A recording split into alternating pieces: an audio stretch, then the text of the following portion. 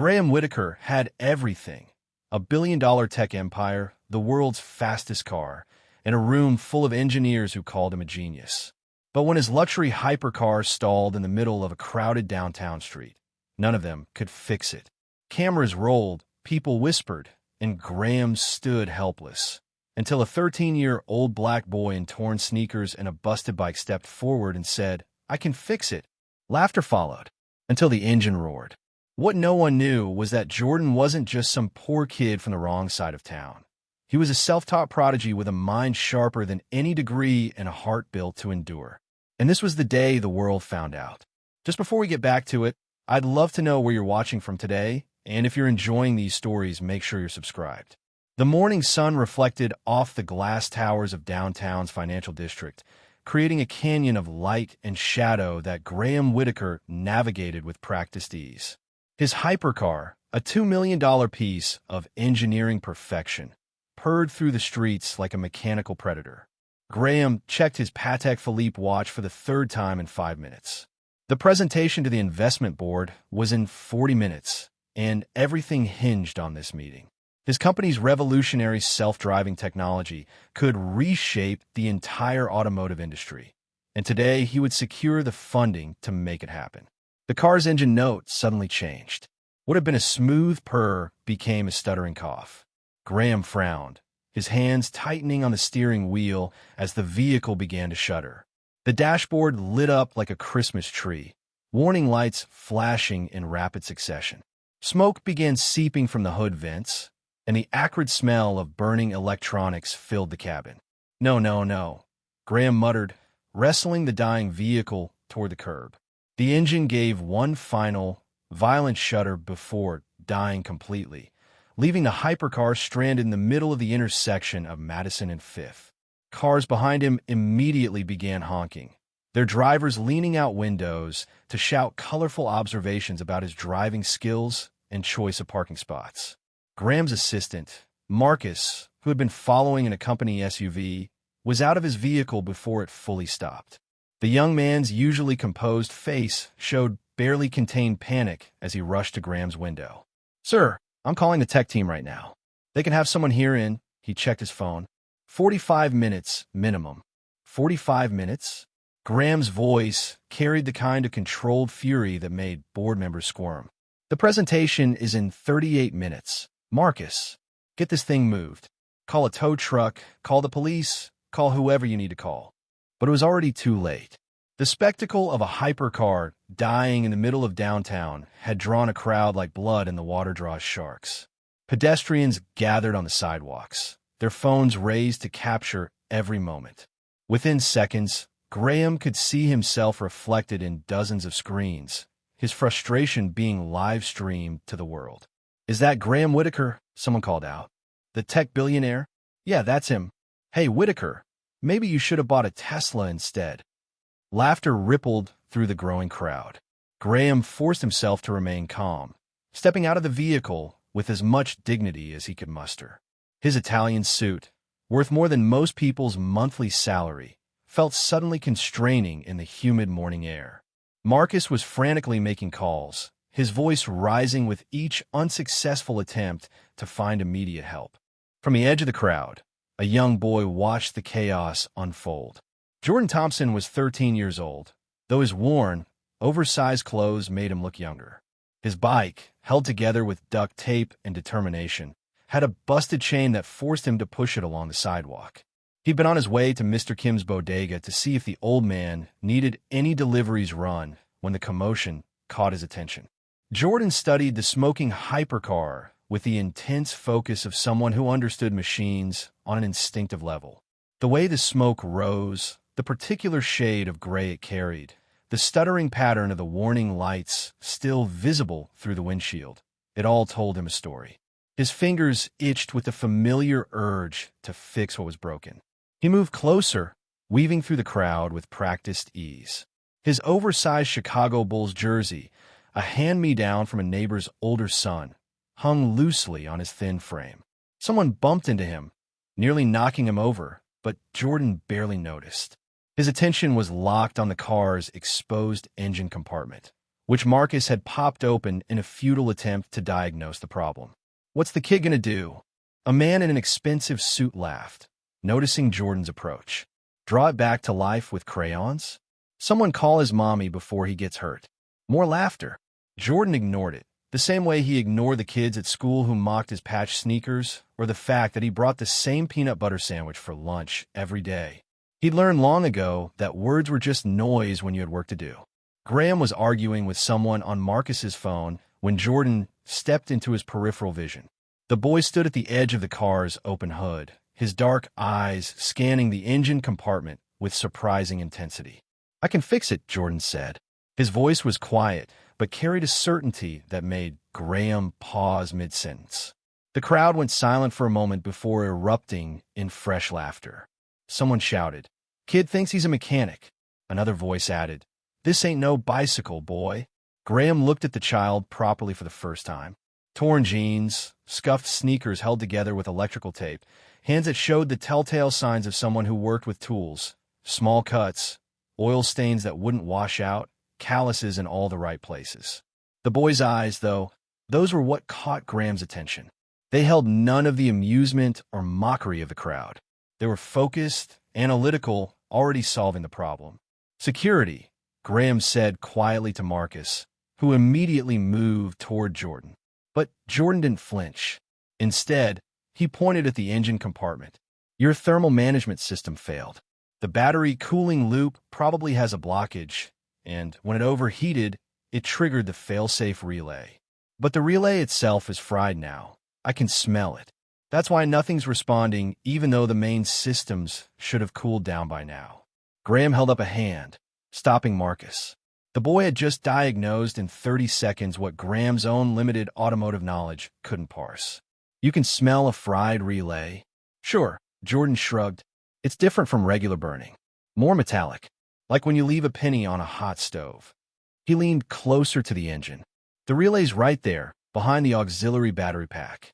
If you had a paper clip or something metal and thin, I could bridge the connection temporarily. Just enough to get the car started and moved." The crowd had grown larger, phones still recording. Graham could feel the weight of their attention, the story that would be told regardless of what happened next. Billionaire's car rescued by street kid, or desperate executive lets child damage $1 million vehicle. Either way, he was already going to miss the presentation. "You know what?" Graham said, surprising himself. "Go ahead, kid. Show us what you've got." Marcus looked horrified. "Sir, the liability alone." "What liability?" Graham cut him off. "The car's already dead. Let him try." Jordan didn't wait for further permission. He circled the vehicle once, then reached into his pocket and pulled out a multi-tool that had seen better days. From his bike's basket, he grabbed a small roll of electrical tape and what looked like a pen that had been taken apart and reassembled multiple times. The crowd pressed closer, their mockery fading into curiosity. Jordan worked with the efficiency of someone who'd spent countless hours fixing things that others had thrown away. He removed the pen's metal clip, straightened it with precise bends, and created a small bypass tool. "Someone's going to need to turn the key when I say," Jordan said without looking up.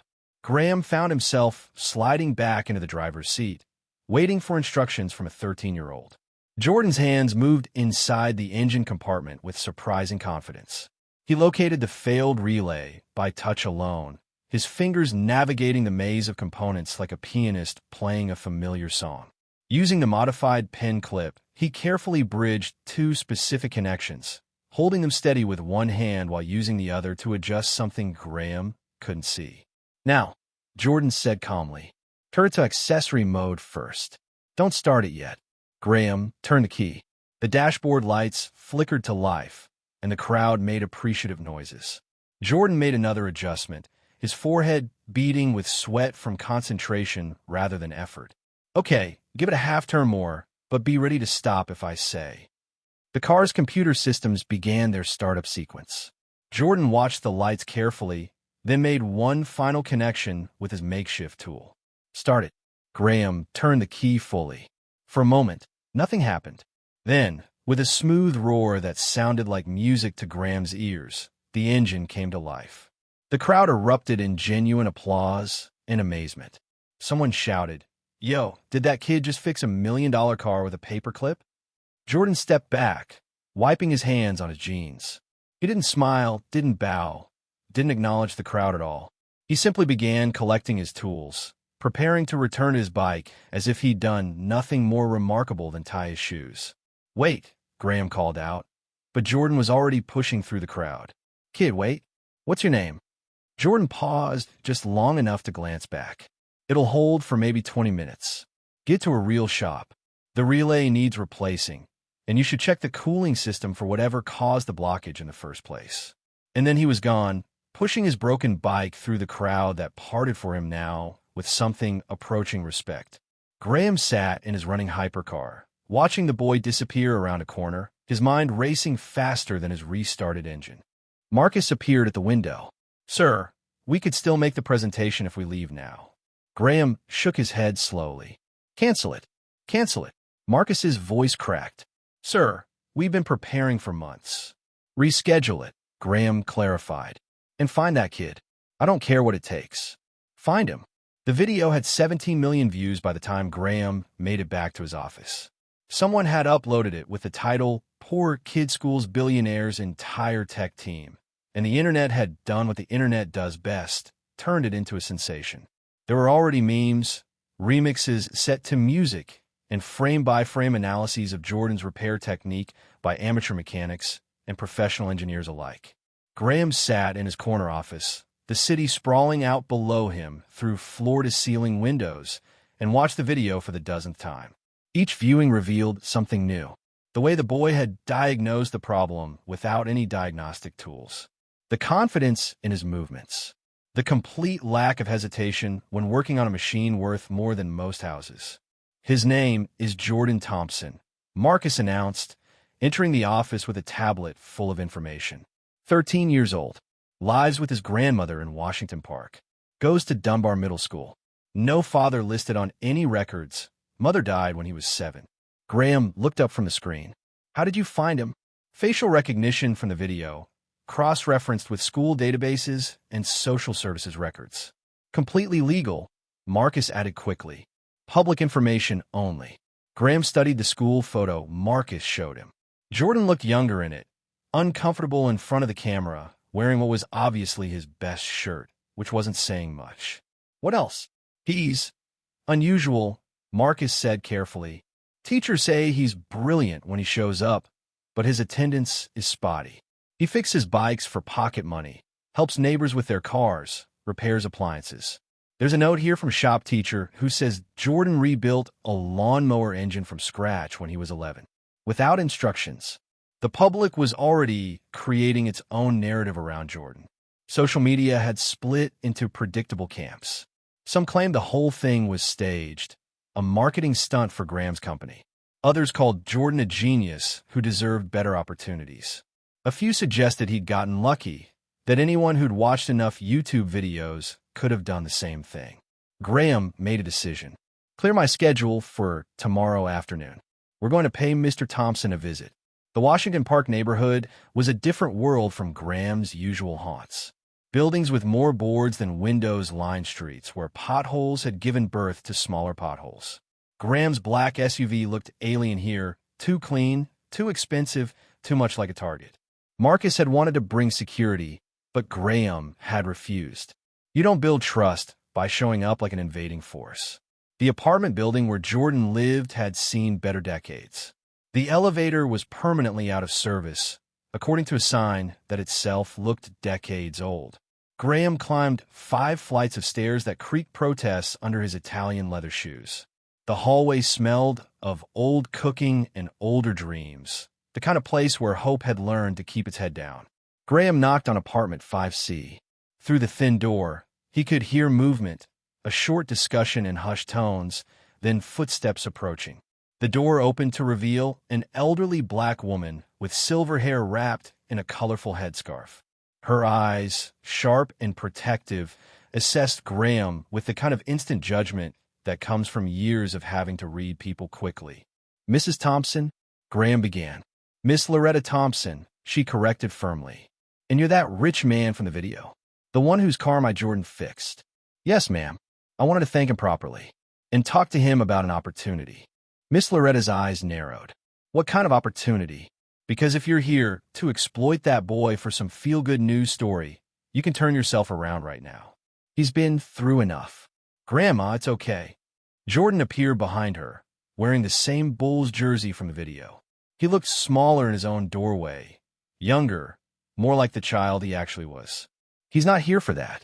Miss Loretta stepped aside reluctantly, allowing Graham to enter.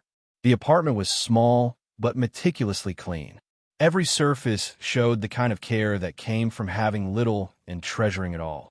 A wall of photographs showed Jordan at various ages, always with his grandmother, always with that same serious expression that suggested he was thinking about something more important than smiling for cameras. Graham sat on a couch that had been carefully maintained despite its obvious age. Jordan sat across from him in a chair that didn't match anything else in the room. Miss Loretta remained standing, arms crossed, a guardian ready to eject Graham at the first sign of trouble. How did you know what was wrong with my car? Graham asked directly. Jordan shrugged. The symptoms were pretty clear. That model has a known issue with the cooling system when the software doesn't properly manage the battery temperature during rapid acceleration. You were probably pushing it hard before it failed, right? Graham nodded, surprised. I was running late. But how do you know about that specific issue? I watch a lot of videos. Read forums. The library has free internet until 8, and Mrs. Washington lets me use her tablet sometimes to download repair manuals. Jordan pulled out a notebook from under the chair, its pages stuffed with loose papers and covered in detailed mechanical drawings. I like understanding how things work. Graham looked through the notebook with growing amazement. These weren't just copies of existing designs. Jordan had been improving them, solving problems that million-dollar engineering teams struggled with, using nothing but pencil, paper, and an internet connection at the public library. I want to sponsor your education, Graham said. Private school, tutors, whatever you need. You have a gift that deserves proper cultivation. The room went quiet. Miss Loretta's expression hardened further, if that was possible. Jordan looked down at his hands. We don't take charity, Miss Loretta said firmly. It's not charity, Graham countered. It's an investment. Your grandson has abilities that could change the world. He just needs the right resources. The world's been changing just fine without us, Miss Loretta replied. And every time someone comes around here talking about investment and opportunities, it ends with them taking what they want and leaving us with less than we started with. Jordan finally spoke up. I don't want to go to some fancy school where everyone will look at me like I don't belong. I just want to build things, to fix things, to make something that matters. Graham leaned forward. Then let me offer you something different. A challenge. You come to my company for 1 week. I'll give you access to tools, materials, space to work. You build something that impresses my team of engineers, MIT graduates, industry veterans, and I'll set up a workshop for you. Your own space, your own tools, no strings attached. Why? Jordan asked, his young face skeptical beyond its years. Because that video isn't going away. People are calling you everything from a fraud to a genius. The only way to control the narrative is to prove what you can really do. And Graham paused, choosing his words carefully. Because I remember being dismissed when I was young. Not as young as you, and not for the same reasons, but I remember. Someone gave me a chance when logic said they shouldn't. I like to pass that forward. Jordan looked at his grandmother. Something passed between them, a conversation without words that spoke of trust built over years of having only each other. 1 week, Miss Loretta said finally, but I'm coming to check on him every day. And if I see anything that seems wrong, we're done. Graham nodded. Fair enough. There's one more thing. He pulled out his phone and showed them the social media storm. People are going to try to find you. Reporters, content creators, all kinds of people wanting to use your story. You might want to be prepared for that. Jordan studied the phone screen with the same intensity he'd shown with the engine. 23 million views now, he observed. But look, half the comments are saying it's fake. They think you hired me. Does that bother you? Graham asked. Jordan handed the phone back. People are going to think what they want. I can't fix that. I can only fix things that are actually broken. Graham stood to leave, then turned back at the door. Monday morning, 8 o'clock. My assistant will pick you up. I'll take the bus, Jordan said quickly. I know the way. As Graham descended the creaking stairs, he could hear Miss Loretta's voice through the thin walls. You be careful, Jordan. That world he's from, it's not built for people like us. I know, Grandma, Jordan replied. But maybe I can build something better. Back at his office that evening, Graham assembled his top engineering team. The conference room filled with skeptical faces as he explained his plan. You want us to give a 13-year-old kid access to our lab? Derek Harrison, the lead systems engineer, looked incredulous. Graham, I respect the PR move, but this is ridiculous. We have proprietary technology in there. The kid's clever, I'll give him that, admitted Maya Patel, one of the younger engineers. I watched the video. His diagnostic process was actually solid. But there's a difference between fixing a problem and creating solutions. Then let him prove it, Graham said. 1 week. Give him a real problem to solve. Something we've been struggling with. Derek laughed harshly. Fine. We've been trying to optimize the thermal management system for the new battery array for 3 months. Let's see what the boy genius can do with that. Monday arrived gray and humid. Jordan stood outside Graham's building, a gleaming tower of glass and ambition, his notebook clutched against his chest. He'd worn his best jeans and a clean t-shirt, but still felt underdressed compared to the stream of suits flowing through the revolving doors. Marcus met him in the lobby. Mr. Thompson, right on time. The elevator rose smoothly to the 32nd floor, opening onto a reception area that probably cost more to decorate than Jordan's entire apartment building was worth. But Jordan's eyes went straight to the wall of patents, each one representing a problem solved, an innovation achieved. This way, Marcus led him through security doors into the lab. It was paradise. Tools Jordan had only seen in videos lined the walls. 3D printers hummed in one corner. Computer workstations with screens that seemed to go on forever. And in the center, a collection of battery cells and cooling systems that made his fingers itch to understand them. The engineering team was waiting, their expressions ranging from curious to openly dismissive. Derek stood at the front, arms crossed. All right, kid, Derek said, his tone making it clear what he thought of this whole exercise. Here's the problem. We need to reduce the thermal buildup in this battery array by 30% without increasing the size of the cooling system or reducing power output. We tried 17 different configurations. None of them work. You have a week. Good luck. The team filed out, leaving Jordan alone with the problem. He stood there for a long moment, then slowly walked around the array, observing it from every angle. He pulled out his notebook and began sketching. By lunch, word had spread through the building that the viral video kid was in the lab.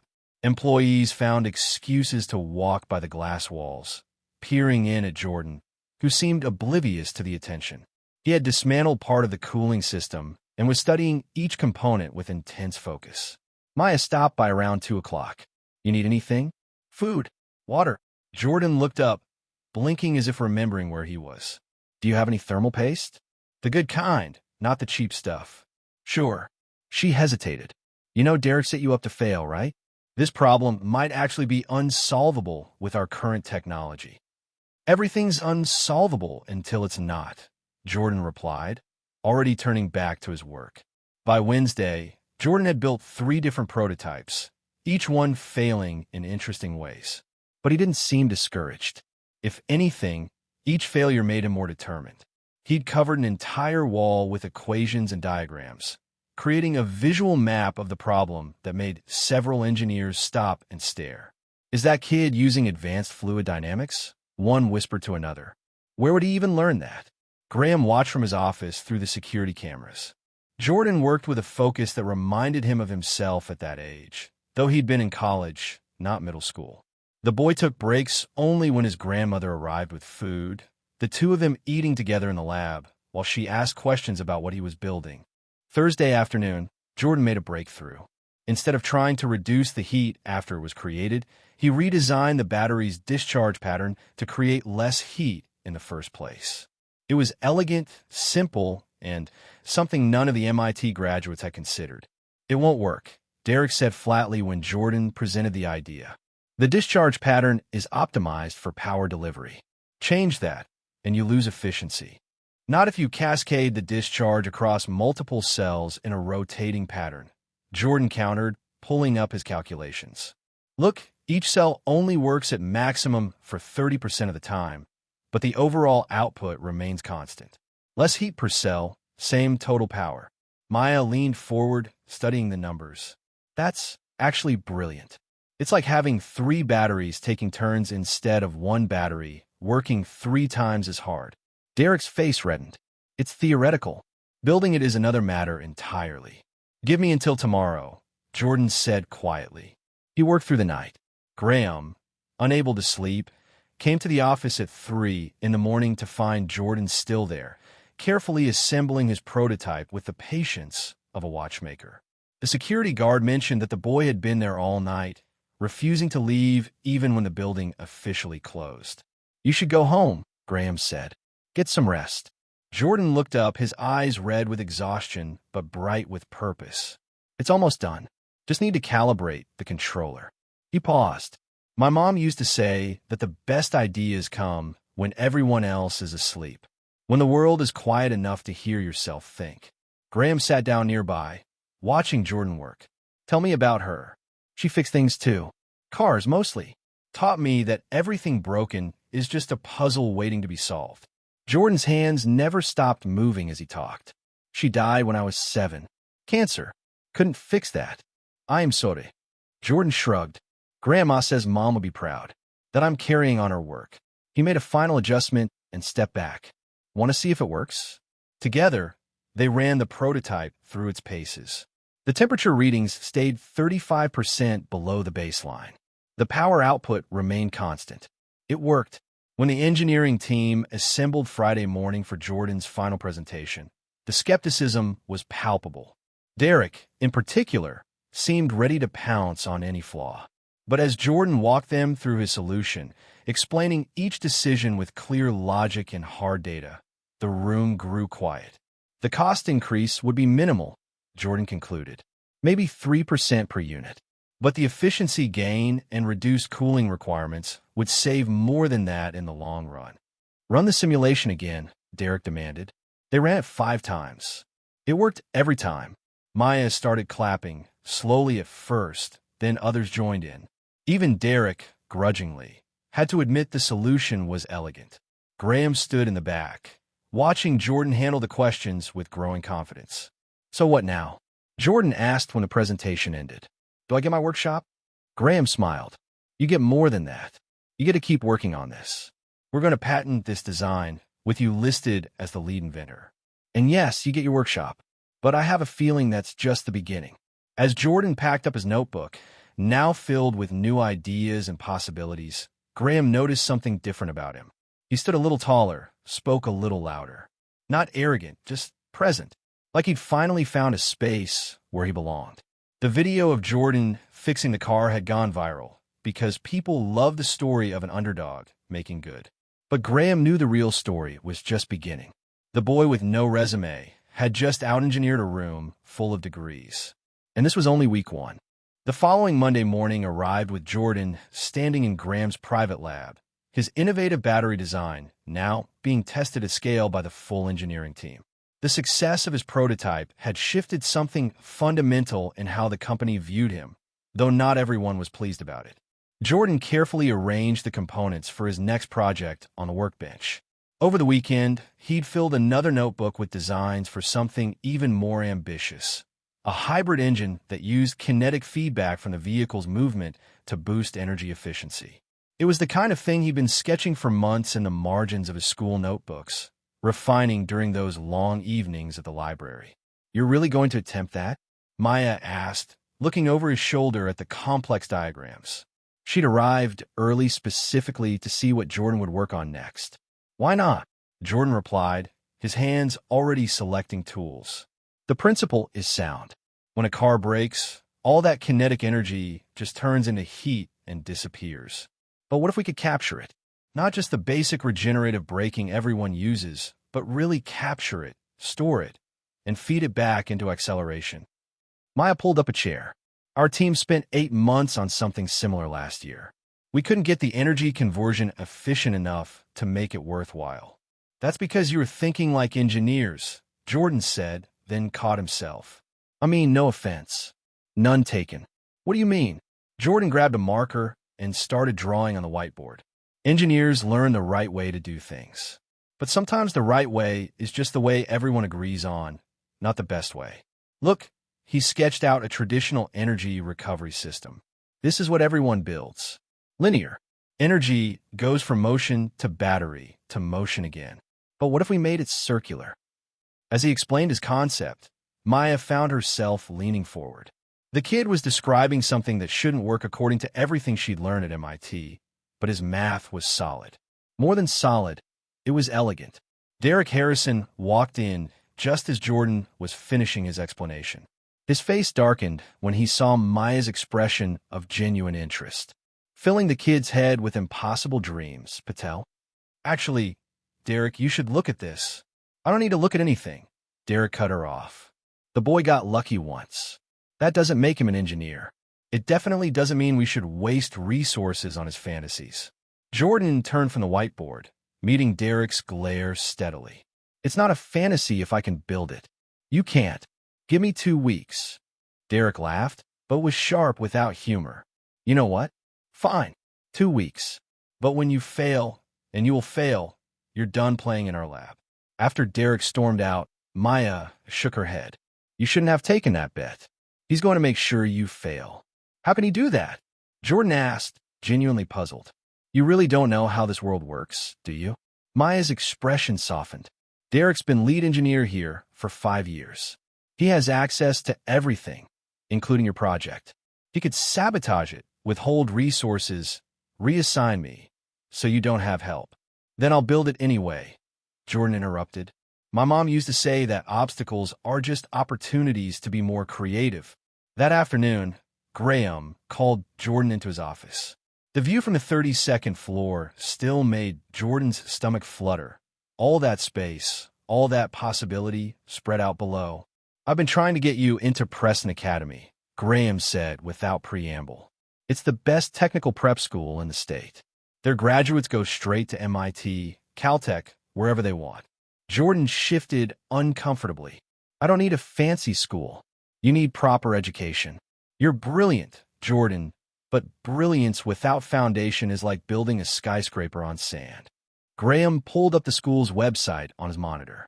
Look at their facilities. They have equipment that would make our lab jealous. And how many kids there look like me? Jordan asked quietly. Graham paused. It was a fair question. Not many, he admitted. But that could change. You could be the one who opens doors. I don't want to be anyone's door opener. I just want to build things. Before Graham could respond, Marcus knocked and entered. Sir, the Preston Academy board is here for the meeting. 3 people entered. 2 men in identical Navy suits, and a woman whose pearls probably cost more than Jordan's entire apartment building. They looked at Jordan like he was an exotic animal that had wandered into their boardroom. This is the young man. The woman, introduced as Mrs. Blackwood, barely concealed her skepticism. How unexpected. Jordan has exceptional abilities, Graham began, but Mr. Hartley, the taller of the 2 men, interrupted. We've seen the video, Mr. Whitaker. Very entertaining. But Preston Academy has standards, academic foundations that must be met. Has the boy taken advanced mathematics? Physics? Chemistry? I've studied them, Jordan said, speaking for himself. Online course. Library books. Self-taught. Mrs. Blackwood said the words like they tasted sour. How quaint. But Preston Academy requires documented education, Mr. Thompson. Transcripts, test scores, teacher recommendations. His school records, Graham started, show irregular attendance and average grades. Mr. Hartley finished. We've done our research. Jordan felt his face burn. Those grades are because I was working, helping my grandmother pay rent, fixing things for money instead of sitting in classes teaching stuff I already knew. Regardless, the 3rd board member, Mr. Winston, spoke for the first time. Preston Academy isn't a charity. We have a reputation to maintain. I'm not asking for charity. Graham's voice had gone cold. I'm offering to fully fund a scholarship program, starting with Jordan. The board members exchanged glances. "We'll consider it," Mrs. Blackwood said in a tone that meant they wouldn't. "But the boy would need to pass our entrance examinations. All of them, including Latin." "Latin?" Jordan asked. "What does Latin have to do with engineering?" "Tradition, young man. Something you'd understand if you had a proper foundation." After they left, Jordan slumped in his chair. Graham looked furious enough to throw something. "Forget them," Graham said. "There are other schools." "No." Jordan stood up. "I don't want any school that doesn't want me. I'll learn what I need to learn the way I always have." He paused at the door. "But thank you for trying." That evening, Jordan worked late in the lab again, pouring his frustration into his kinetic feedback engine. His grandmother arrived at 7 with dinner, fried chicken and mac and cheese in recycled takeout containers. "You look tired, baby," Miss Loretta said, watching him eat mechanically while still working. "I'm fine, Grandma." She pulled up a chair, her joints protesting. "That man Graham, he means well. But his world," she gestured at the pristine lab, "it wasn't built for us. Maybe I can change that. Maybe. Or maybe it'll change you first." She touched his face gently. "Your mother was brilliant too." But she knew that being brilliant while black means working twice as hard for half the recognition. Don't let them break your spirit trying to prove what you already know you are. After she left, Jordan found a note she'd tucked under his notebook. "Remember who you are and whose you are. Love, Grandma." 2 days into his 2-week deadline, Jordan discovered Derek's first act of sabotage. Components he'd ordered hadn't arrived. When he checked the system, the orders had been canceled. "System error," Derek said with a shrug when confronted. "These things happen." Jordan didn't argue. Instead, he went to a junkyard in his old neighborhood, buying broken parts for pennies and rebuilding them into what he needed. When Derek accidentally deleted his computer simulations, Jordan reconstructed them from memory. When the 3D printer suddenly became unavailable, Jordan hand-carved prototypes from blocks of aluminum. Maya watched this with growing anger. "You should report him to Graham." "No," Jordan said, filing down a component by hand. "If I can only succeed when everything's perfect, then I haven't really succeeded at all." By the end of the first week, word had spread through the company about the kid who was building an impossible engine despite Derek's interference. Engineers started stopping by after hours, offering tools, advice, and sometimes just encouragement. Jordan absorbed it all, learning not just engineering but politics, persistence, and the power of quiet dignity in the face of opposition. The International Tech Expo was 3 weeks away when Graham made the announcement that sent shockwaves through both his company and the broader tech world. He would be presenting Jordan's kinetic feedback engine as the centerpiece of their exhibition, with Jordan himself as the lead presenter. "You can't be serious," Derek said during the emergency team meeting.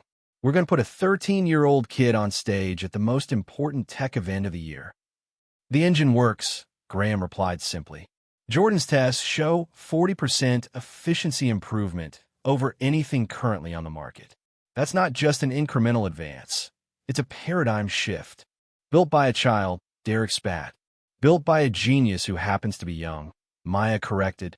She'd become Jordan's fiercest defender in these meetings. The announcement went public that afternoon. Within hours, the tech world was buzzing. Forums lit up with debates about whether Graham had lost his mind or found the future. The original viral video resurged, now with added commentary from engineering experts who broke down Jordan's repair technique frame by frame. Jordan found out about the announcement when reporters started calling his grandmother's apartment. The first call came during dinner. "No comment," Miss Loretta said firmly, hanging up. The phone immediately rang again. By the 10th call, she unplugged it entirely. "This is what I was afraid of," she told Jordan. "They're going to put you on display like some kind of circus act." "It's not like that, Grandma. The engine is real. It works. I'm not worried about the engine, baby. I'm worried about you." The next morning, Jordan arrived at the lab to find a news crew waiting in the lobby. Marcus quickly ushered him through a side entrance, but not before someone shouted, "Jordan, is it true you've never been to high school?" Inside, Graham had called a meeting. "We need to prepare you for what's coming. Media training, presentation skills. I know how to explain my work." Jordan interrupted. It's not just about explanation. It's about perception. How you stand, how you speak, how you handle hostile questions. Hostile questions? I thought this was a tech expo, not a trial. Graham pulled up his tablet, showing Jordan some of the online discussions. Look at this, Graham Whitaker's latest PR stunt. And this, child labor or child genius? Half the industry thinks I'm exploiting you. The other half thinks you're a fraud. Jordan read through the comments, his expression unchanging. Then he looked up. Do you think I'm either of those things? No. Then why do we care what they think? Because perception becomes reality in this world. If they don't believe in you, the engine won't matter. The media training was a disaster. The consultant Graham hired, a polished woman named Rebecca Sterling, tried to teach Jordan to speak in sound bites, to deflect difficult questions, to present himself properly. Stand straighter, she instructed. Make eye contact, but not too much. Smile, but not too wide. Your accent, can you tone it down? My accent. Jordan looked confused. The urban inflection. It might make you seem less authoritative. Jordan stood up. You want me to pretend to be someone else? I want you to present your best self. This is my best self, Jordan said quietly and walked out. Graham found him later on the roof, sitting against an air conditioning unit with his notebook. She means well, Graham started. No, she doesn't. She means to make me acceptable. There's a difference. Jordan looked out over the city. My mom never changed how she talked, even when people said it would help her get better jobs. She said if they couldn't hear her intelligence past her accent, that was their limitation, not hers. Graham sat down beside him. You're right. Forget the media training. Just be yourself, even if myself isn't what they expect. Especially then. 2 nights before the expo, Jordan couldn't sleep. The kinetic engine sat complete on the lab bench, a piece of impossible made real.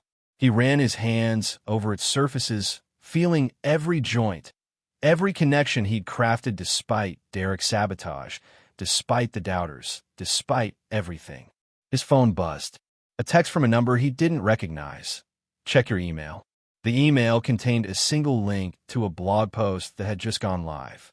The title made Jordan's stomach drop. The truth about Graham Whitaker's boy genius. The post, published on a popular tech blog, contained what claimed to be leaked documents showing that Jordan's designs were actually created by Graham's team, with Jordan just serving as a front. The evidence was convincing. Technical drawings with timestamps that predated Jordan's arrival, emails discussing the kinetic engine concept months before. All fake, Jordan realized, but professionally done. The comment section was already filling with people saying they knew it was too good to be true. Jordan's phone rang. Graham. I saw it, Jordan said immediately. It's Derek. Has to be. We'll fight this, Jordan. We have documentation, security footage. It won't matter, Jordan interrupted. People believe what they want to believe. And this is what they want to believe, that someone like me couldn't possibly create something like this. Don't give up on me now. Not when we're this close. Jordan looked at the engine again. I'm not giving up. I'm just tired of having to prove I exist. The morning of the expo dawned bright and harsh. Jordan stood in his grandmother's apartment, wearing the new suit Graham had bought him. It felt like armor that didn't quite fit. You look handsome, Miss Loretta said, adjusting his tie. Like your grandfather did when we got married. You never talk about him. He died before your mother was born. Vietnam. But he was brilliant like you. Could fix anything, make anything. The army just saw him as another body to send overseas. She cupped his face. Don't let them make you small, Jordan. You're bigger than their limitations. The expo center was massive, a cathedral of technology where the future was bought and sold. Graham's booth was in the prime location, and a crowd was already gathering. Jordan could hear the whispers, see the phones raised to record. That's him, the kid from the video. Think it's real. Probably just Graham's latest publicity stunt. Graham appeared at his side. You ready? Jordan nodded, though his mouth was dry. The presentation was scheduled for 2 o'clock. As the time approached, the crowd grew larger. Jordan could see reporters, competitors, and in the front row, Derek, his expression unreadable. Graham took the stage first. Ladies and gentlemen, 3 weeks ago, a young man fixed my car with nothing but intuition and a paper clip. Today, he's going to show you the future of energy efficiency. Please welcome Jordan Thompson. The applause was scattered, skeptical. Jordan walked onto the stage, feeling every eye tracking him. The microphone seemed impossibly tall. Then someone shouted from the crowd, "Is it true you stole the designs?" The accusation hung in the air like smoke. Jordan could feel Graham tense beside him, ready to intervene. But Jordan stepped to the microphone. "My name is Jordan Thompson," he began, his voice steady despite his racing heart. "I'm 13 years old. I live with my grandmother in an apartment where the heat doesn't always work. I learned engineering from YouTube videos and library books. And yes, I built this." He pulled out his original notebook, the one he'd carried for years, and held it up. "Every design in here is dated. Every idea time-stamped.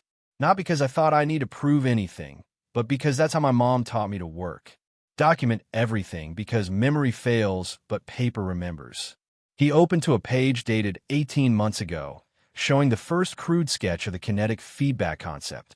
This was before I ever met Mr. Whitaker, before I knew his company existed, when I was just a kid with an idea and no way to build it. The crowd had gone quiet.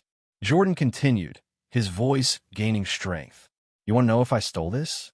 I couldn't have, because the designs they say I stole from, they don't work. I know because I've seen them.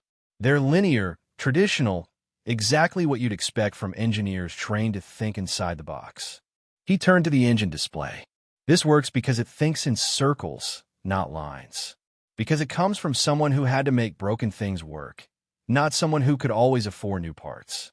It comes from necessity, not theory." Without waiting for permission, Jordan activated the engine.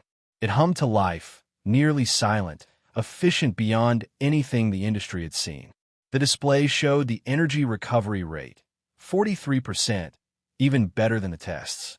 "You can doubt me," Jordan said, looking directly at Derek. "You can say I'm too young, too poor, too black to have built this. But while you're talking, it's running. And that's the only truth that matters." For a moment, there was silence. Then, from the back, someone started clapping. Slowly, others joined in, until the applause was thunderous.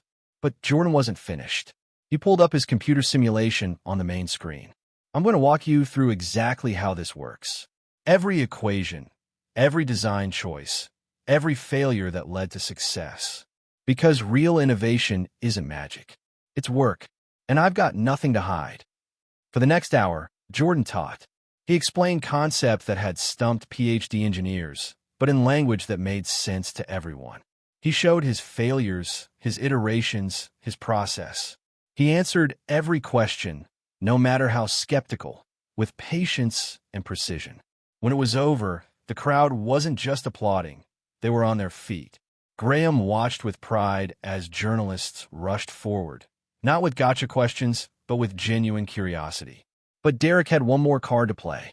That evening, as the expo was winding down, social media exploded with a new leak, security footage that appeared to show Jordan entering the lab weeks before he officially started, supposedly stealing designs. Jordan saw it on Maya's phone. The video was doctored, but cleverly done. His heart sank. Graham was already on the phone with his legal team when Jordan stopped him. "No, let me handle this." Jordan took out his phone and started a live stream from his grandmother's apartment. Within minutes, thousands were watching. "Someone really wants you to believe I'm a fraud," he said to the camera. "So let me show you something." He pulled out a box from under his bed, full of notebooks going back years. Page by page, he showed his progression, from simple bike repairs to complex mechanical theory. He showed dated receipts from the library for engineering books. He showed screenshots of the online courses he'd taken, with timestamps. "This is my life's work," he said. "Not stolen, earned." Then he addressed Derek directly. "I know you're watching. You're angry because I did in 2 weeks what you couldn't do in a career. But that's not my fault. That's not my problem. And trying to destroy me won't make you better. It just makes you bitter." The live stream went viral within hours. The truth was too obvious, too documented, too real to deny. Derek's falsified evidence crumbled under scrutiny. By morning, he'd been fired, and Graham's legal team was preparing charges. But Jordan wasn't celebrating. He sat in the lab, looking at his engine, feeling the weight of what had happened. Maya found him there. You won. You proved them all wrong. Did I? Or did I just prove that no matter what I build, I'll always have to fight to be believed? Maybe, Maya admitted. But you also proved that you can win that fight. Graham appeared in the doorway. MIT wants to offer you early admission. Whenever you're ready. Jordan looked at the offer on Graham's phone.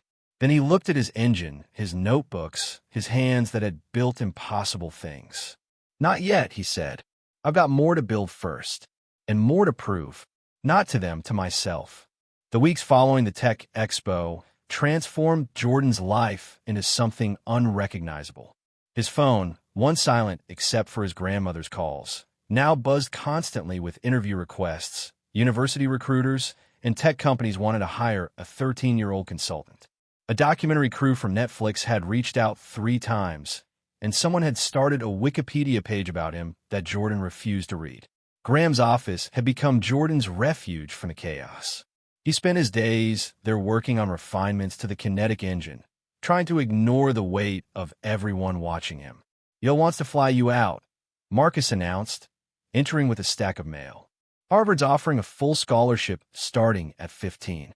And someone from Tesla left 6 messages. Jordan didn't look up from his work.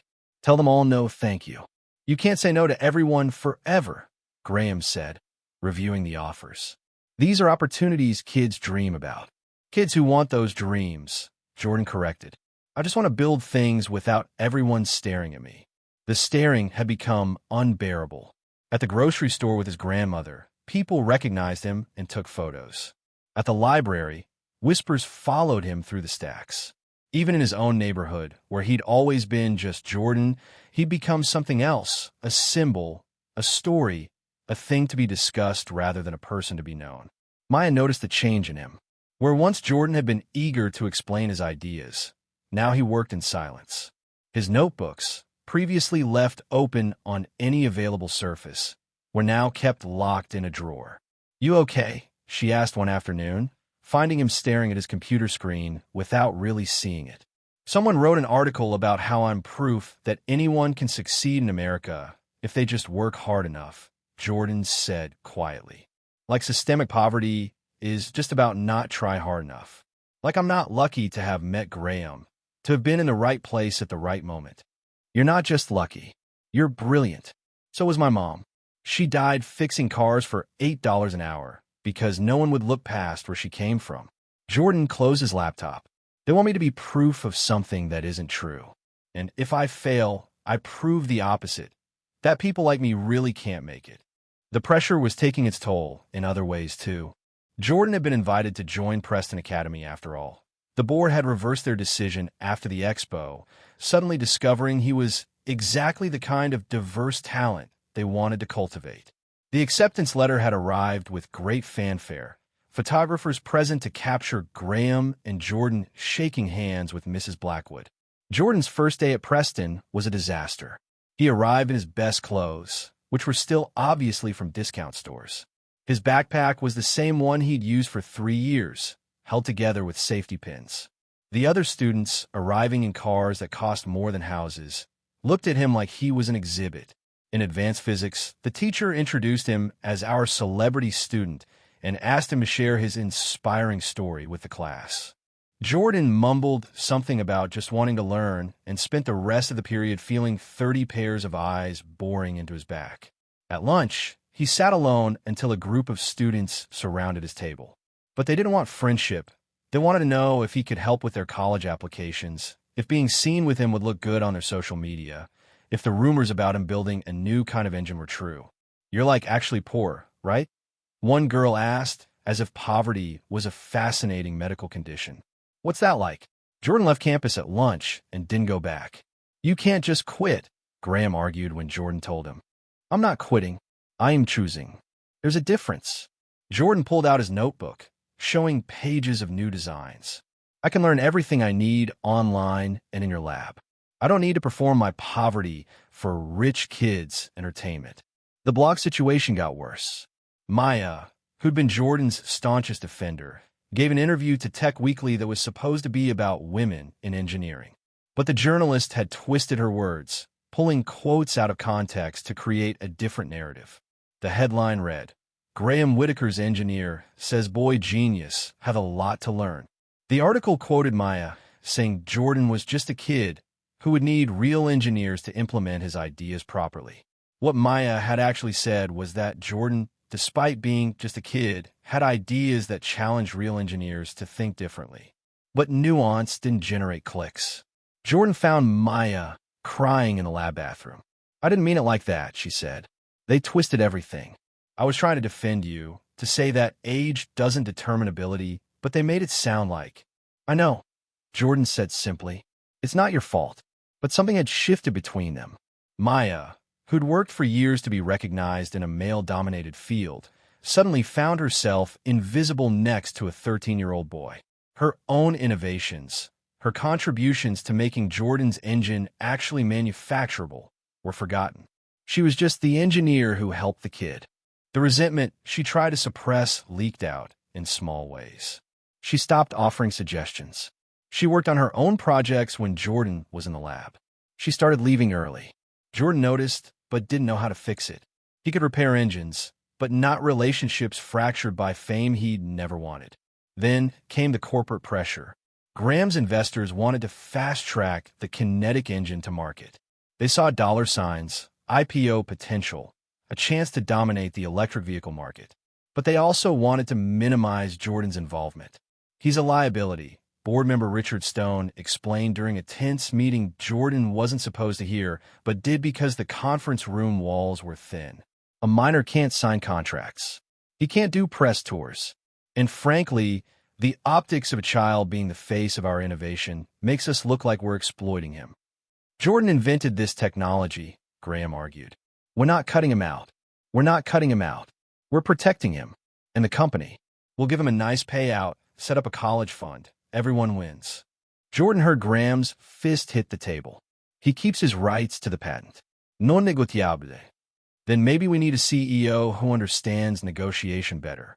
That night, Jordan worked alone in the lab until his eyes burned. He wasn't building anything specific, just keeping his hands busy to quiet his mind. The weight of being exceptional was crushing him, and he was only 13. His phone rang. "Grandma, you need to come home," she said, her voice strange. Jordan ran the 12 blocks, his designer shoes, a gift from Graham, slapping against wet pavement. He found his grandmother on the kitchen floor, conscious but gray-faced, one hand pressed to her chest. "Can't breathe right," she gasped. The ambulance ride was a blur. The hospital waiting room was purgatory in fluorescent lighting. Jordan sat in a plastic chair, still wearing his Preston Academy uniform he'd sworn he'd never put on again, watching doctors move with practiced urgency behind glass doors. A doctor finally emerged. "Your grandmother has acute heart failure. We've stabilized her, but she needs surgery. Valve replacement. Without insurance." He named a number that might as well have been $1 million. Jordan felt the walls closing in. All those offers, all those opportunities, and he couldn't even afford to save the one person who'd always saved him. He called Graham, who arrived within 20 minutes. "We'll handle it," Graham said immediately. "Whatever she needs. I can't take more from you." "It's not taking, it's giving. There's a difference." But Jordan could barely hear him. He stood at the window of his grandmother's room, watching her sleep with tubes and wires turning her into part of the machinery. She looked small, fragile, nothing like the woman who'd raised him with steel in her spine and love in her voice. "I can fix engines," Jordan said, his voice breaking. "I can solve problems that stump MIT graduates. But I can't fix her. I can't solve this." Graham put a hand on his shoulder. "Not everything is meant to be fixed by us, Jordan. Sometimes we just have to trust other people to do their work, the way people trust you to do yours." But Jordan had lost faith in trust. The world had shown him that trust was conditional, that brilliance was only valued when it was profitable, that being exceptional meant being alone. He sat by his grandmother's bedside through the night, sketching in his notebook not engines or innovations, but memories. His grandmother teaching him to tie his shoes. His mother's hands covered in engine grease. The small apartment that had held all the love in the world, even when it couldn't hold heat in the winter. The morning before Miss Loretta's surgery, she woke to find Jordan asleep in the hospital chair, his notebook open on his lap. She studied her grandson's face, seeing her daughter in the curve of his jaw, her late husband in the intensity of his focus even in sleep. She quietly asked the nurse for paper and a pen. "My dear Jordan," she wrote in her careful script, "if you're reading this, then the Lord has decided it's my time, or maybe you just needed to hear these words while I'm still too stubborn to say them out loud. You think your gift is fixing things, but baby, your real gift is hope. You give people hope that impossible isn't permanent. You gave that rich man hope that innovation still matters more than money. You gave those engineers hope that knowledge doesn't only come from universities. But somewhere along the way, you stopped hoping for yourself. I see it in your eyes. The weight of being special is crushing you. So let me tell you something. You weren't born to be small, but you also weren't born to carry the world. You were born to light the path for others like you. Not by being perfect, but by being possible. Your grandfather died fighting a war he didn't choose. Your mother died fighting poverty she didn't deserve. Don't you die fighting to prove yourself to people who refuse to see you. Live, Jordan.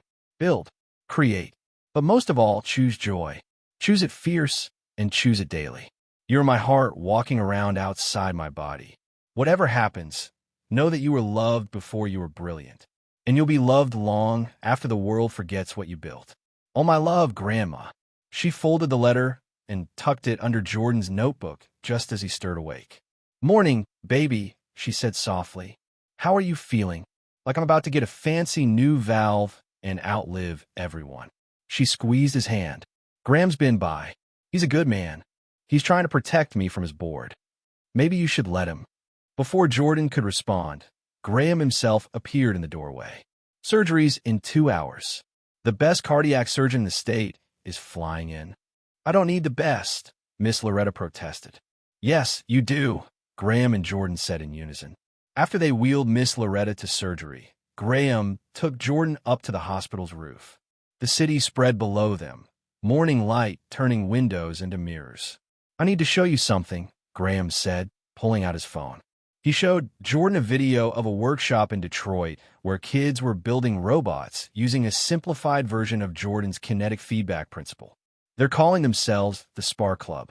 Said you inspired them to believe engineering isn't just for rich kids. Jordan watched the video, seeing himself reflected in these kids' excitement. "I didn't mean to inspire anyone. The best inspiration never means to." Graham pocketed his phone. "I built my first computer in my dad's garage. He was a janitor. My mom was a seamstress. Everyone said I was lucky to get out. But you know what? I didn't get out. I carried them with me. Every board meeting, every innovation, every success, they're there." He pointed to a building across the skyline. "That's my first office. A closet, really. I worked 18-hour days, not to prove I belonged, but to build something that mattered. You're doing the same thing, just younger and with more eyes on you. How do you handle it? The weight. I remember that the work matters more than the watching." Graham turned to face Jordan directly. "I want to show you something else." They drove to a rundown building in Jordan's neighborhood. The windows were boarded, graffiti covered the walls, and a for sale sign had been there so long it had become part of the landscape. "What is this?" Jordan asked. "It used to be an auto shop. Your mother worked here, actually, before it closed." Jordan's breath caught. "Mom worked here for 2 years. The owner, Mr. Harrison, no relation to Derek, he kept records. Your mother rebuilt 17 engines in this shop. Every single one still runs today." Graham pulled out a key. "I bought it, if you want it." They entered the dusty space. Jordan could almost see it. His mother's hands working on engines where now only shadows lived. But more than that, he could see possibility. "What would I do with it?" "Whatever you want. Make it a lab, a school, a place where kids like you can build without having to prove they deserve to exist." Jordan walked through the space, his fingers trailing along workbenches that might have held his mother's tools. In the back office, he found something that stopped his heart, a photo still taped to the wall. His mother, pregnant with him, standing next to a rebuilt engine. smiling like she'd conquered the world. He carefully removed the photo. On the back, in his mother's handwriting, "For my baby, dream bigger than this place, but never forget it made you." "I want to teach here," Jordan said suddenly. "Not like Preston teaches. Real teaching. Kids from the neighborhood. Show them what I learned. Then let's do it." This opening day arrived gray and uncertain. Jordan stood in the Spark room, wearing jeans and the Bulls jersey from that first day, no longer oversized. He'd invited kids from his neighborhood, put up flyers posted online. But as the clock hit noon, only 3 kids had shown up. Then 4, then 10, then 20. By 2 o'clock, the Spark room was packed. Kids who'd never held a wrench were learning to diagnose engine problems. Teenagers who'd been told college was impossible were understanding engineering principles. Jordan stood in the center of it all, not as a genius or a prodigy, but as someone who remembered being them. "First rule of fixing," he called out. "Look where everyone else forgot to," the kid shouted back, already learning. Miss Loretta arrived in a wheelchair, still recovering but insisting on seeing this. She watched her grandson teach with the same patience his mother had shown, the same belief in possibility his grandfather had carried to war. "That's my baby," she whispered to Graham, who stood beside her. "He's remarkable," Graham agreed. "No," she corrected. "He's Jordan. That's enough."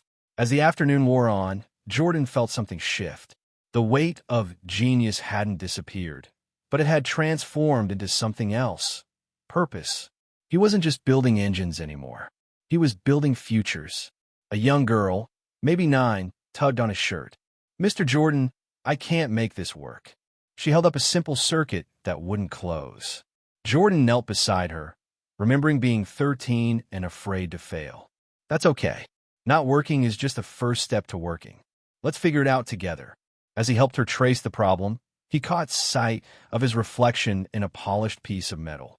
He didn't see a genius or a symbol or a story. He saw his mother's determination, his grandmother's strength, and maybe, just maybe, his own version of enough.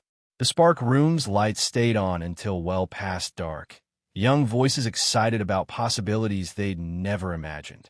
Jordan stood by the photo of his mother, now framed on the wall, and made a promise. "I'm dreaming bigger than this place, Mom, but I'll never forget it made me." 3 months after the Spark room opened, it had become something bigger than Jordan ever imagined. Every afternoon, kids filled the space, learning not just engineering, but possibility. The walls were covered with their designs, wild and impractical and beautiful. Jordan had just turned 14, though he felt decades older. That's when Bryce Caldwell entered the picture. Caldwell ran Nexus Technologies, Graham's biggest competitor. He was everything Graham wasn't: ruthless, political, willing to destroy what he couldn't own. He appeared at Graham's office on a Tuesday morning with an offer that was really a threat. $30 billion for your company, Caldwell said, sitting uninvited in Graham's office, including all patents, all personnel, all projects. "Not interested," Graham replied without looking up from his work. "You should be. Your board is. They're tired of your pet projects." Caldwell's eyes flicked to a photo of Jordan and Graham at the Spark room opening. "Tired of you playing father figure instead of CEO? Get out." Caldwell stood, straightening his suit. "When this ends badly, remember I gave you a choice." The first sign of trouble came that afternoon. Jordan arrived at the lab to find his workstation locked out, his computer access revoked. "System maintenance," the IT technician said, not meeting Jordan's eyes. But Jordan knew better. He'd learned to recognize sabotage in all its forms. He worked anyway, using paper and pencil, his mind still faster than any computer. Graham was in board meetings all day, emergency sessions called by investors who suddenly had concerns about the company's direction. Jordan could see him through the glass walls, fighting battles in a language of spreadsheets and projections. That evening, Maya found Jordan alone in the Spark room, teaching himself to code on an ancient laptop someone had donated. "Something's happening," she said. "Caldwell's been hiring our people, offering double salaries. And Derek's working for Caldwell." Maya nodded. "Has been for months. And Jordan, your engine design was on Caldwell's server this morning." Our legal team found it during routine monitoring. Jordan's stomach dropped. Ow, we don't know yet. But Caldwell's claiming independent development. He's saying you had access to their research during your time here, that you stole from them. The irony was sharp enough to cut. Jordan laughed, but there was no humor in it. First they say I'm too young to create. Now they say I'm young enough to steal. The next morning, the story broke. Tech prodigy accused of intellectual property theft ran on every tech blog. The narrative was compelling. A poor kid, given access to advanced facilities, helps himself to more than he was offered. Derek appeared on morning shows, his lie polished to shine. The boy is talented, Derek said to a sympathetic interviewer. But talent without ethics is dangerous. He had access to our preliminary designs at Nexus before Graham poached him. We have documentation. The documentation was forged, but it was good. Timestamps that preceded Jordan's work. Emails that shouldn't exist, but somehow did. A paper trail leading backward from Jordan's innovation to Caldwell's lies. Jordan watched from his grandmother's apartment, feeling the walls close in again. Baby, Miss Loretta said, now fully recovered and fierce as ever. You still have your notebooks? They'll say I faked the dates. Not if we can prove when you bought them. She stood up, moving to her closet. From a shoebox, she pulled out receipts, hundreds of them, carefully organized by date. I keep everything. Every notebook I bought you. Every pen. Every pencil. All dated. All from before you met any of these men. Jordan stared at the receipts. His grandmother had been building his defense for years without knowing she'd need to. Why did you keep all this? Because I knew someday the world would try to make you small, and I wanted proof that you were always big. They brought the receipts to Graham's legal team, who combined them with security footage, purchase records, even weather data to create an unassailable timeline. Jordan's ideas existed before Caldwell's company even had an electric vehicle division. But Caldwell had another car to play.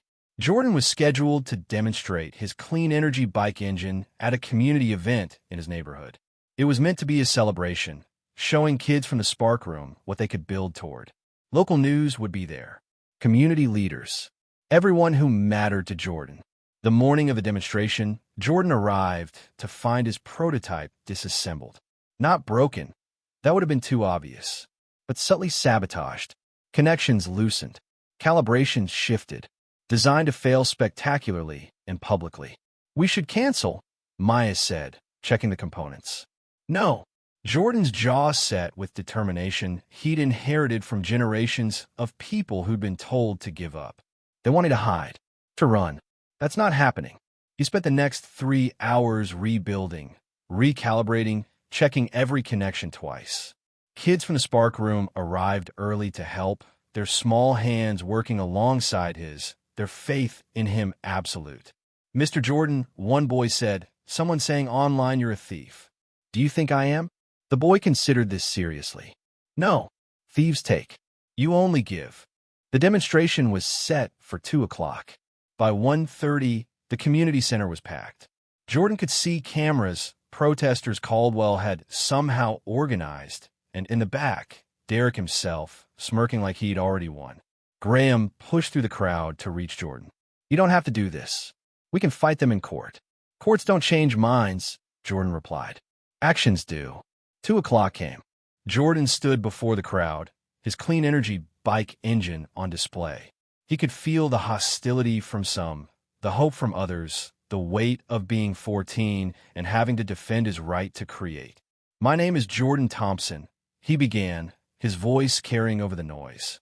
I'm accused of stealing ideas, but I want to show you something. He pulled out his original notebook, the one he'd carried for years. But instead of showing his designs, he showed something else, pages of failures. Designs that didn't work. Ideas that went nowhere. Years of trying and failing before succeeding. Thieves don't fail this much, he said. They take what works. But creators? We fail until we don't. He started the engine. For a moment, nothing happened. Derek's smirk widened. Then, with a smooth hum that sounded like the future, the engine came to life. Not just running perfectly, efficiently, beautifully. But Jordan wasn't done. He pulled up a tablet connected to the engine's computer. Mr. Harrison, he called out to Derek. You say this is based on Nexus designs. Come show us. Point to one component, one line of code, one element that matches your supposed original. Derek's smirk faded. He hadn't expected to be called out directly. Come on, Jordan pressed. You were lead engineer. Surely you know your own designs. The crowd turned to Derek expectantly. He approached the engine, his face reddening as he realized the trap. Jordan's design was so fundamentally different from anything Nexus had ever conceived that Derek couldn't even pretend to recognize it. This is a publicity stunt, Derek muttered. No, Jordan replied. This is engineering. Something you forgot how to do when you started playing politics. He turned back to the crowd. This engine will be open source. Free for anyone to build, improve, use. Because real innovation isn't about owning ideas. It's about spreading them. The crowd erupted. Not just applause, joy. Kids from the Spark Room surrounded the engine, already planning improvements. Community members recorded everything, the truth spreading faster than lies ever could. But the knockout blow came from an unexpected source. A young woman pushed through the crowd, Caldwell's own assistant. I have something to say, she announced, holding up a flash drive. This contains emails between Mr. Caldwell and Mr. Harrison, planning to steal Jordan's designs, forge documents, and destroy his reputation. I've already sent copies to the FBI, the press, and Graham Whitaker's legal team. She looked directly at the cameras.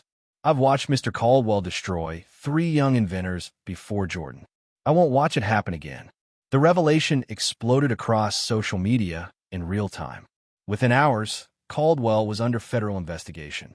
Derek was arrested for corporate espionage. Nexus Technologies' stock crashed.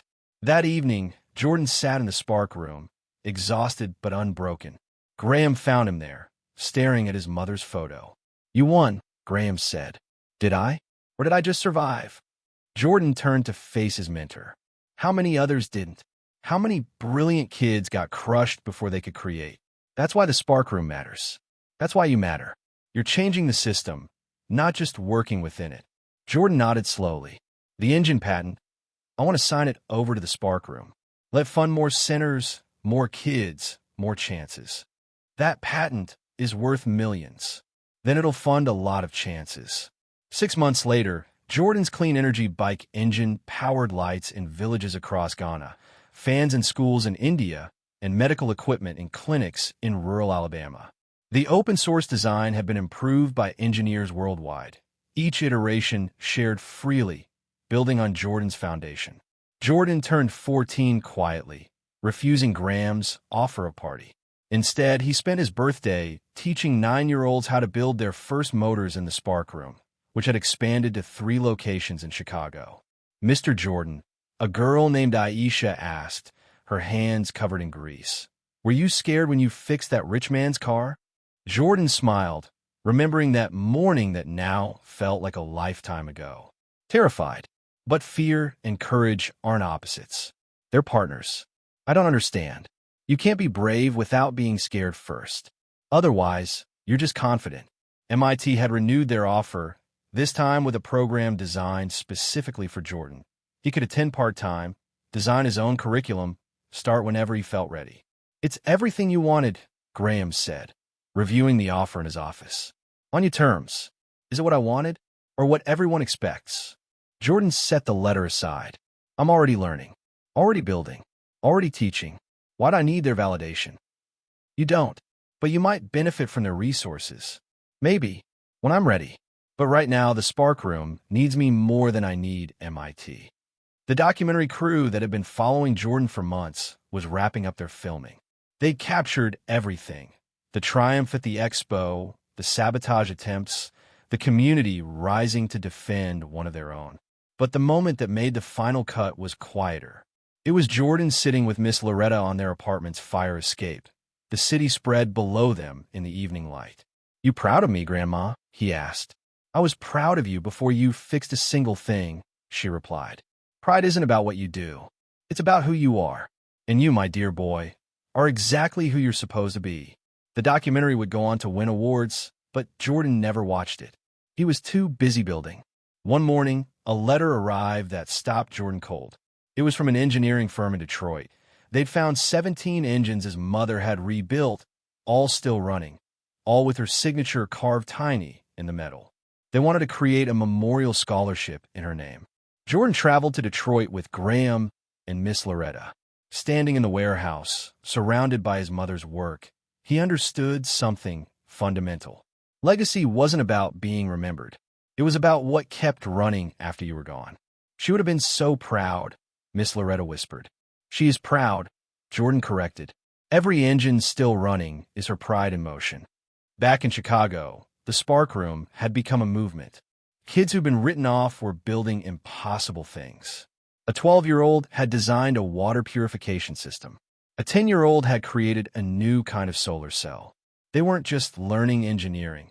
They were learning that their ideas mattered. Graham's company had not only survived Caldwell's attack, but thrived. The board, seeing the public support for Jordan and Graham's vision, had backed off their demands. Innovation mattered more than immediate profit. They'd finally understood. Maya had become the Spark Room's lead instructor, teaching with the patience she'd learned from watching Jordan. Every failure is data, she'd tell students. Every mistake is information. Every breakdown is a chance to build better. One evening, Graham invited Jordan to a gala celebrating young innovators. Jordan wore his first real suit, fitted properly, though he still felt more comfortable in his Bulls jersey. "I want you to give a keynote," Graham said. "I don't do speeches. You do now. These kids need to hear from someone who made it without forgetting where they came from." Jordan stood before an audience of young inventors, entrepreneurs, and dreamers. He saw himself in their eager faces, their desperate hope that someone would believe in them. "Everyone here will tell you you're special," he began, "that you're gifted, that you're exceptional. I'm here to tell you something different. You're not special. You're necessary." The room went quiet. The world needs what you can build. Not because you're geniuses, but because you see problems others ignore. You come from places others forget. You fix things others throw away. He pulled out his battered notebook. "This isn't special. It's just work. Daily, unglamorous, necessary work." He looked directly at a young girl in the front row who reminded him of himself 2 years ago. "You'll be told you don't belong, that you're too young, too poor, too different. Use that. Build from that. Create solutions for people like you, because no one else will." "What if we fail?" someone called out. "Then you'll be in good company."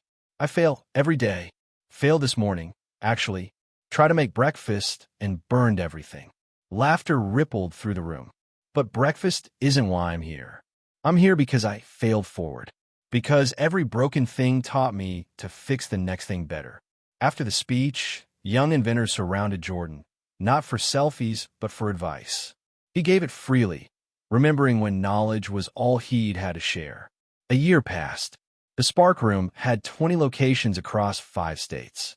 Jordan's patents, all signed over to the foundation, funded programs that had helped over 3,000 kids. His kinetic engine was being manufactured globally, with profits going to education initiatives. On a cold morning in December, Jordan stood where it all began, the intersection where Graham's car had died.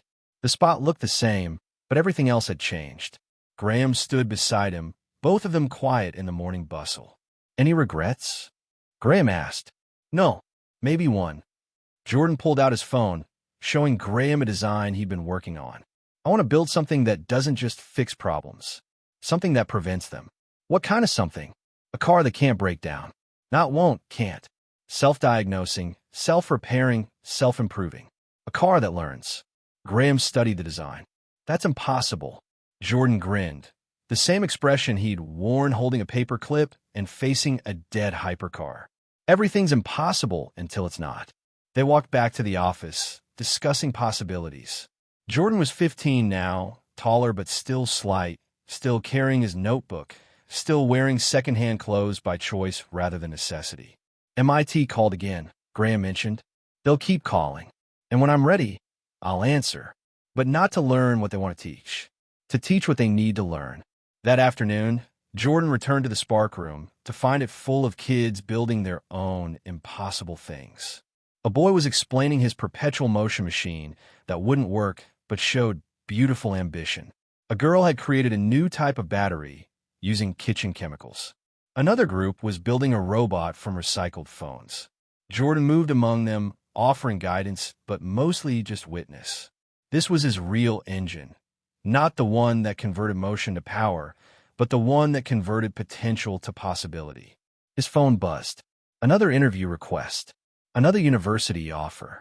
Another company wanting to buy what he'd built. He ignored them all and knelt beside a 6-year-old trying to connect 2 wires. "It won't work," the child said, frustrated. Yet, Jordan corrected. "It won't work yet. But look," he guided the small hands. "See where the connection is weak? That's not failure. That's information. Now we know where to make it stronger." The connection sparked to life, and the child's face lit up brighter than the small LED they'd powered. "I did it. You did. Remember that feeling. That's what changing the world feels like. Small, quiet, but absolutely electric." As evening fell, Jordan stood on the roof of the Spark Room, looking out over his neighborhood. The same broken streetlights, the same cracked sidewalks, but something fundamental had shifted. Kids walked differently here now. Heads higher, possibilities broader. Miss Loretta joined him, moving slowly but steadily, carrying 2 cups of tea. "You did it, baby," she said. "You built something that matters." "I built something that builds," Jordan corrected. "That's different." "Better." They stood together, watching the sun set over Chicago, painting the sky in shades of possible. Below, the Spark Room hummed, with young voices discovering that they could fix more than machines. They could fix futures. Graham appeared in the doorway. "There's someone here to see you." Jordan turned to find a woman in her 30s, holding a young boy's hand. She looked familiar, but he couldn't place her. "You don't know me," she said. "But 9 years ago, your mother fixed my car for free when I couldn't afford repairs. I was pregnant, scared, alone. She didn't just fix my car. She told me I was stronger than I knew." She nudged the boy forward. "This is my son, Marcus. He wants to be an engineer." Marcus, maybe 8 years old, looked up at Jordan with awe. "Can you teach me?" Jordan knelt to Marcus's level, seeing himself, seeing every kid who'd been told they couldn't, seeing the future the Spark Room was building. "I can't teach you to be an engineer," Jordan said. Marcus's face fell. "But I can teach you to be yourself. And if yourself happens to be an engineer, well, then we'll build something amazing together." He stood, leading Marcus into the Spark Room, where other kids immediately surrounded him, eager to share what they were building. Jordan watched from the doorway, his notebook tucked under his arm, his mother's photo in his pocket, his grandmother's hand on his shoulder. "What now?" Miss Loretta asked. Jordan looked at the stars, just becoming visible above the city's glow. "Now we keep building, keep teaching, keep proving that genius isn't rare. It's just rarely given a chance." He thought about that morning 2 years ago when he'd pushed his broken bike toward a stranger's broken car. Such a small moment that had changed everything. Not because he'd fixed an engine, but because he'd shown the world that solutions come from unexpected places. "I thought I was fixing engines," Jordan said, echoing words he'd thought before, but understanding them differently now. "Turns out, I was building something bigger." "What's that, baby?" Jordan smiled, watching kids stream out of the Spark Room, carrying their inventions home to show their families, their faces bright with the kind of hope that builds tomorrow. "Proof," he said simply. "Proof that we were always here, always capable, always ready. We just needed someone to hand us the tools." The city lights twinkled below, each one a problem to solve, a thing to fix, a future to build. And in the Spark Room, surrounded by the next generation of builders, fixers, and dreamers, Jordan Thompson, no longer a boy, not yet a man, but absolutely exactly who he was supposed to be, picked up his tools and got back to work. Because somewhere in Chicago, a car was broken, a kid was brilliant, and the world was about to change. Again, what if the next world-changing genius is someone we pass by every day without a second glance? If this story moved you, don't forget to like, subscribe, and stay tuned for more powerful stories like this.